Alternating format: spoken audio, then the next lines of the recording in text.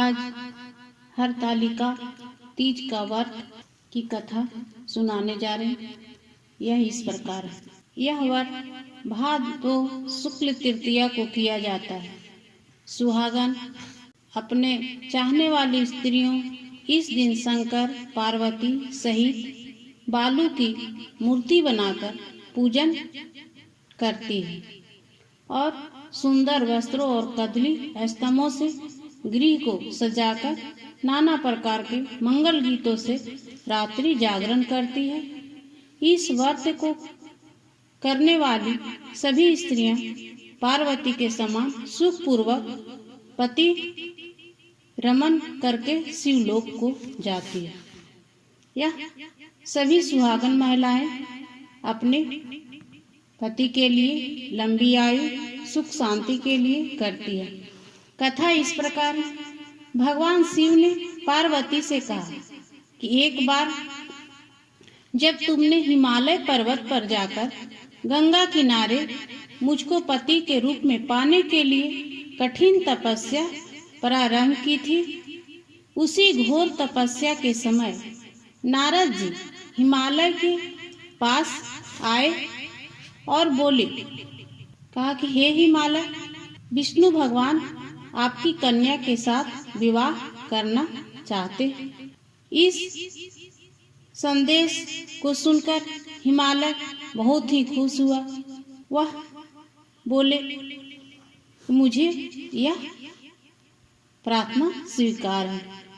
यह नारद की बनावटी बात को तुम्हारे पिता ने स्वीकार कर लिया। तत्पश्चात नारद जी विष्णु के पास गए और कहे, आपका विवाह हिमालय के बेटी से पार्वती के साथ करने का निश्चय कर लिया, आप अपनी स्वीकृति दे दें। नारद जी के जाने के पश्चात पिता हिमालय ने तुम्हें भगवान विष्णु के साथ निश्चित किया गया कि विवाह विष्णु के साथ करवाएं।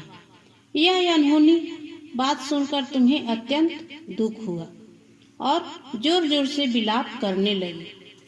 एक सखी के द्वारा पूछे जाने पर तुमने सारा बात अपने सखी को कहकर सुनाई। मैं इधर भगवान शंकर के साथ विवाह करने के लिए कठिन तपस्या प्रारंभ कर रही हूँ। इधर हमारे पिताजी विष्णु के साथ संबंध करना चाहते हैं।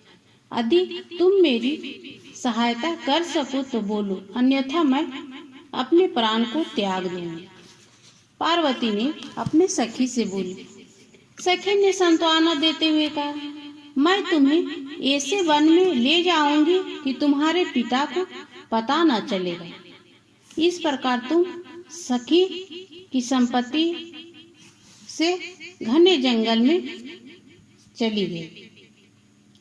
इधर तुम्हारे पिता हिमालय घर में इधर उधर खोजने लगे। तब तुम्हें खोजने पर नहीं मिलने पर तुम्हारे पिता ने बहुत चिंतित हुए, क्योंकि नारद ने विष्णु के साथ विवाह करने को मन बना लिए थे। वचन भंग की चिंता से उन्हें मूर्छित कर दिया। तब सभी पर्वत यह तथ्य जानकर तुम्हारी खोज में लग गए।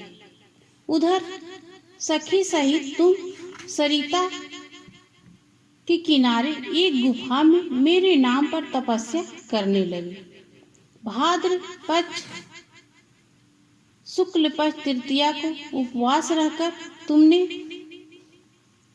सिकता का शिवलिंग स्थापित करके पूजन तथा रात्रि जागरण भी किया।